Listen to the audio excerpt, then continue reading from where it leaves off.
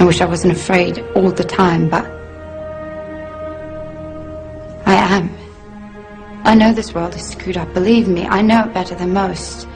Which is why I wanted to ask if there's anything I can do to help make it right. Please let me know. If you wish.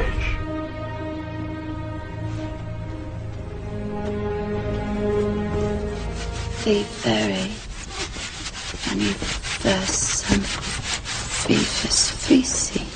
By the power of truth, I, while living, have conquered the universe. Personal motto. From Faust. That's about trying to cheat the devil, isn't it? It is. And speaking of the devil, I was wondering if your offer to help was still standing. Of course. It appears that unforeseen circumstances have accelerated my original plan. As a result, I'm in need of someone with some theatrical skill. I'll do my best. I believe you will. We are consciousness. All that is, has been, and ever will be. There is nothing to fear. Whatever happens, we are always that. Mind fears, because it's programmed to fear. When we're conscious, there's no fear in this. It's a shake of the head. Pathetic. Pathetic. Pathetic. And we need to do this. Compliance. We need to challenge that. Not with violence, not even with aggression. We just need not to fight it. We need to walk away, because without our acquiescence, it cannot survive. You know, when you look at a pyramid, we've been manipulated to believe the power in a pyramid is at the top. It ain't. The top of the pyramid is there because the rest of the pyramid's holding it up. We're holding this whole thing together. There's this story I told many years ago of a British comedian called Larry Grayson, who died. I kind of knew him vaguely, and not closely, but vaguely. And I went to his memorial service in Covent Garden, and this other comedian did this tribute to his life in which he read out this story that Larry Grayson had told him. When they were going around the variety halls and the theatres in the 60s, they had this all-male show. And Larry Grayson was the only woman in it because he's dressed up as a woman. And he said that the end of the show, the last scene, all the sailors, all the men came on dressed as sailors, and they were singing Rule Britannia. You know, Rule Britannia, Britannia rules the waves. Oh, I'm very pleased for you. Okay?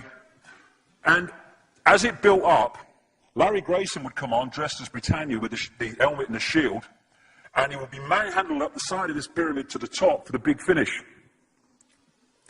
And he said one night, he said things seemed to be going rather well.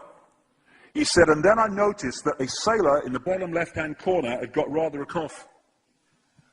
And this cough got worse and worse and worse to the point where the sailor couldn't stay in the pyramid anymore and stepped out of it.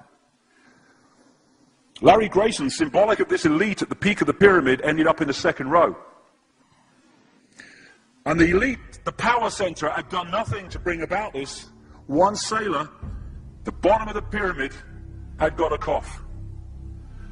And the whole thing collapsed. And I listened to that and I thought, my God, yes, that's it. We, the powerless people, are holding the powerful people up there, and they know that.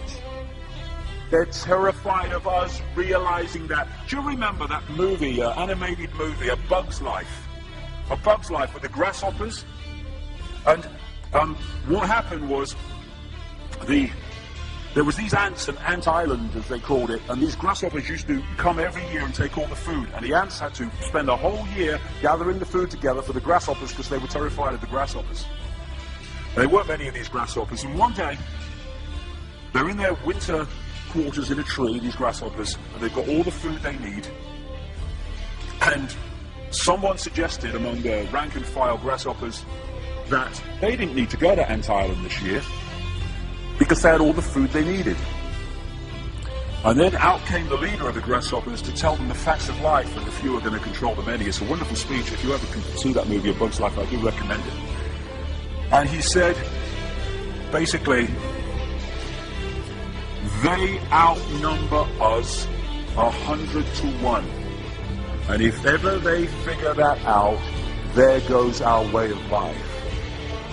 So we have to keep the pressure on, basically. We have to keep them working, so they don't figure out where the real power is.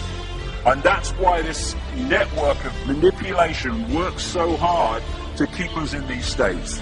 Like I said earlier, what are people leaving foreclosed homes for? Foreclosed by banks that have caused the unemployment that lead to them having to leave their homes. Stay there, refuse to leave, make it difficult for them. Expose them for what they are. We make it so easy, the non-compliance. No longer will we just do it because we're told to do it. Is it just? Is it right? Okay, I'll do it. Is it unjust? Is it not right? I ain't doing it. We start to make the decisions on what we will and will not do based on our values and not some imposition from the dark suits.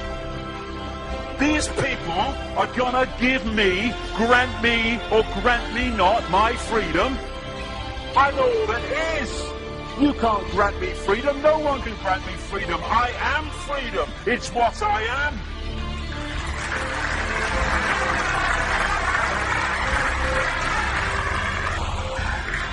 The big question, what would consciousness do? What would consciousness do in this situation? And when we ask that question, it really just changed the way we see the world. Not what would I do, mind, or frightened. What would consciousness do? You know, this is a great line. If it's not right, don't do it. If it's not true, don't say it. And what would transform this world overnight is if we started doing what we knew to be right in the situations we face, instead of what we think is right for us in the moment. Not what are the consequences for me, or what's the best thing for me, how do I get the best deal out of this? What is right? What is just in this situation? If we started making decisions based on that, the world would transform overnight. These are very simple things. If we want a world of peace, then we need to be peaceful. We don't need to fight for it. We just need to be peaceful, and we'll bring that about. If we want a world of kindness, we need to be kind, and then it will naturally unfold. We don't fight for kindness. As Martin Luther King said, it's a wonderful saying, piece of oratory. Cowardice asks the question, is it safe? Expediency asks the question, is it politic? Vanity asks the question, is it popular?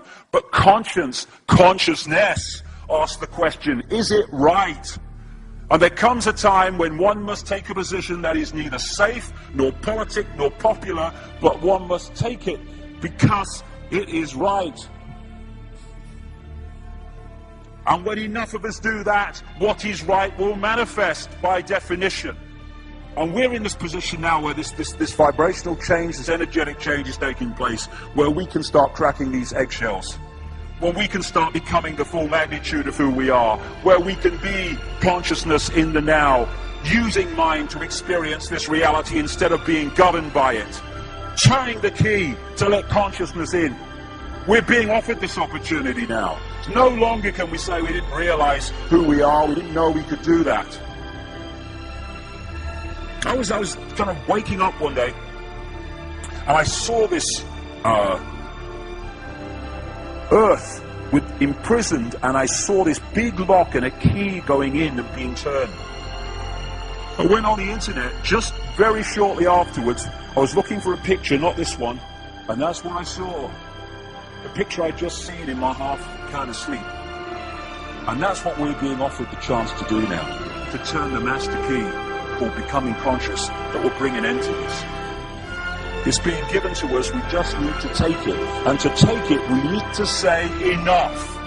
Enough of being enslaved by these people, enough of being enslaved by our manipulated ignorance, enough of being enslaved by the fear of being who we are.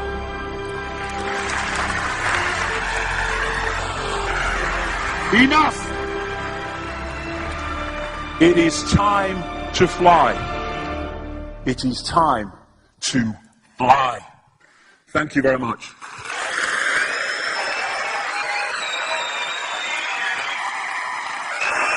Thank you. Thank you very much. Thank you. Thank you. Thank you.